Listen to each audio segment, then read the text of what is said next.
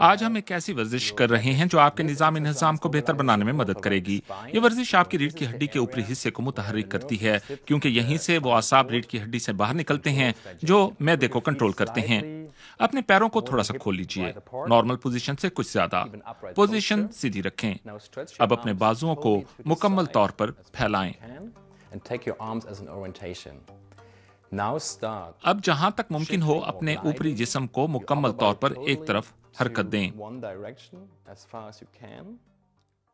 और फिर मुकम्मल तौर पर दूसरी तरफ। यह बात अहम है कि आप अपने ऊपरी जिस्म को दोनों जानिब हरकत दें, इसे झुकाना नहीं है। और अपने बाजुओं को फैली हुई पोजीशन में रखें, मुसलसल एक ही ऊंचाई पर। ये ऊपर नीचे नहीं होने चाहिए।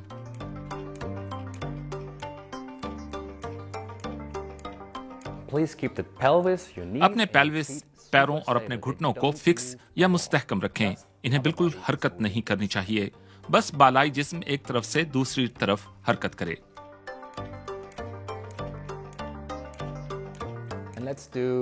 हर तरफ 12 से 15 मरतबा हरकत करें। हाँ, अगर आप ज्यादा मरतबा कर सकते हैं तो बिल्कुल कीजिए और अच्छे एहसास से लुत्फ उठाएं।